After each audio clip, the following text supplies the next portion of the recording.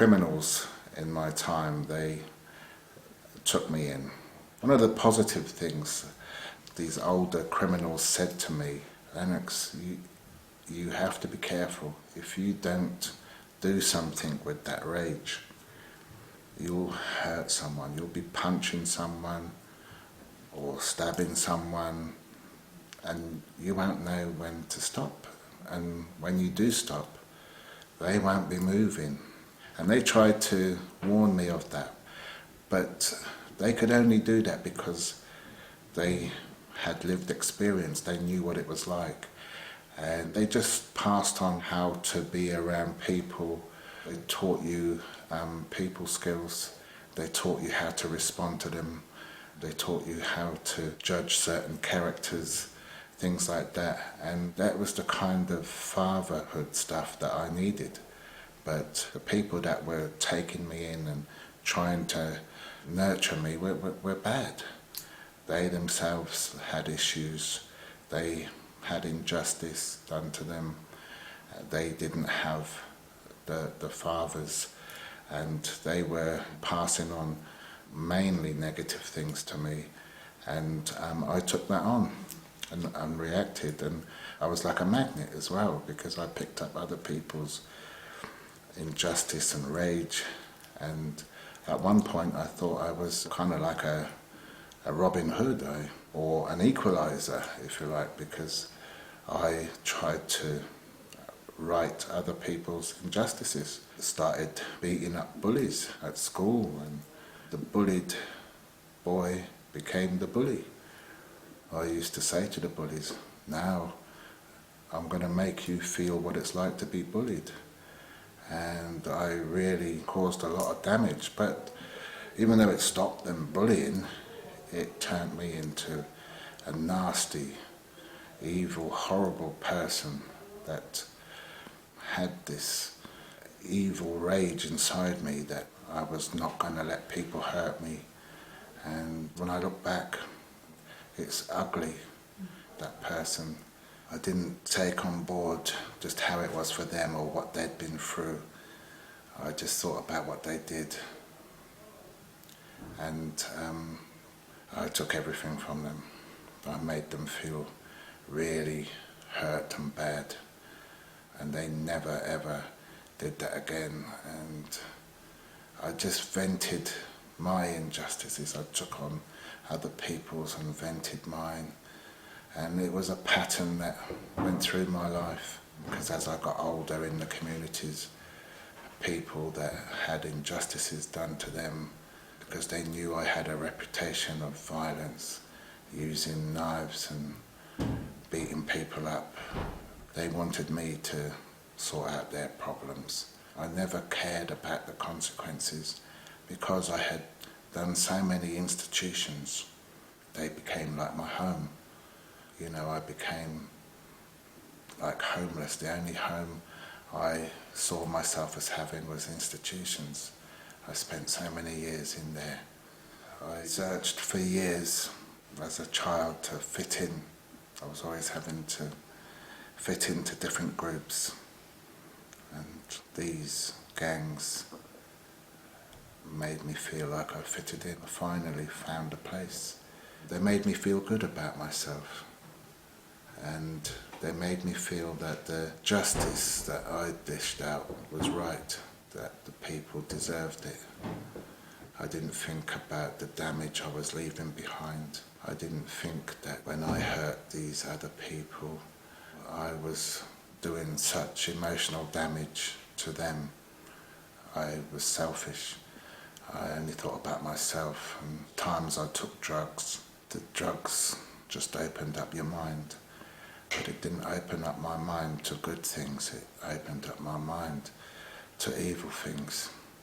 I became more wicked inside, and it didn't get rid of the baggage, all the hurt, all the PTSD, all the damage that was done to me. My mind became tormented. I thought about these injustices 24/7. My mind was restless. It was difficult to sleep. It was difficult to function properly because I carried so much emotional baggage. And God help anyone that tried to hurt me.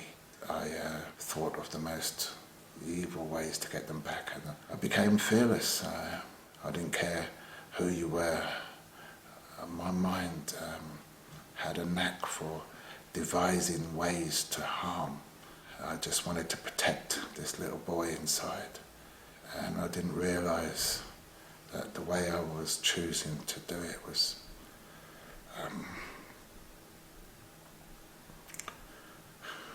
causing him more harm. But I just won every fight. It didn't matter who.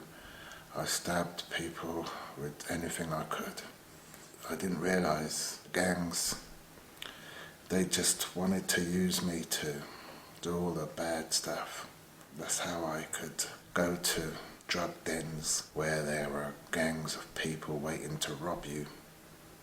I went there fearless and did what they asked me to do and came out unharmed. Nobody tried to do anything.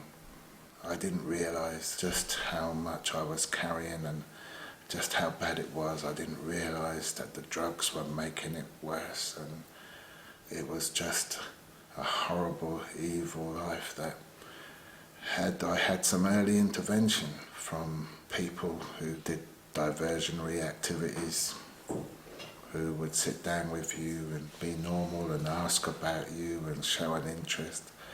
I didn't realize how much that type of intervention would have helped steered me on a different path, but it wasn't there. And being fatherless, I passed on that same thing to my children. I wasn't there for them. And sometimes I'm asked, what's the worst crime you've ever committed? Having been in 2 gangs and used guns and knives and hurt a lot of people, I wasn't there for my children. And the damage that treating them like that is really hard. I had to try and undo a lot of damage that I did to them by not being there and not helping them with their issues and how it affected them. I'm still trying to help them with that. But you know, through the work we're doing now, we want to help people be fathers and mothers, to help these kids out there, to give them some love and just to be a listening ear, just to show them through our lived experience how they can get through theirs, how they can be different. We need to do that at an early stage, because once I had gone so far in my life with all the hurts and pains and I started committing crimes, it was harder to pull out. I couldn't pull myself out. People came around me at different points of my life and tried to say the right things, but nothing worked. My walls weren't brick walls, they were steel walls. No one was getting through. Even tried religion, and it didn't work for me at those times.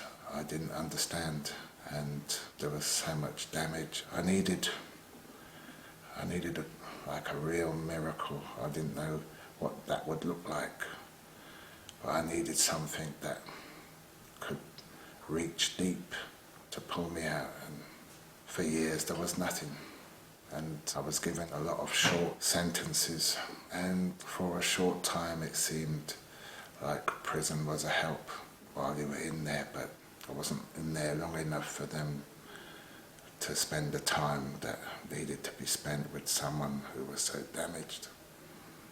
So I became worse, and when let out trying to rebuild my life, I just ended up hurting more people. Yeah, for other young people that are going in and out of prison, it's the same. They're not having long enough in there for the services that do work inside the prisons to help unpick all that negative behaviour. And so when they come out, they come out with those issues still, and they try to rebuild their life with those issues, and they end up reoffending. So it would have helped to do long time. So I'm seeing, working with young people that are children in prison, and when they come out, I'm seeing that merry-go-round where they're in and out like I was for 21 years. Many different prisons, 16 different prisons. Well, some of these kids, they need more of a help, and it's going to take time, and unless they're given that time, and unless they have positive role models, men and women around them who can input into them and help them through some of those traumatic experiences that they've had, and show them that there are people out here that care, and it's just a self-destruct, and young people are committing suicides and sabotaging what chance of a life they can have because they're just not getting the right help.